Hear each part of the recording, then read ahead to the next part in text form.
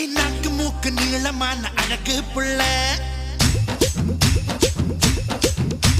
நல்ல வேளை கிளின்டன் கண்ணில் படவே இல்லை.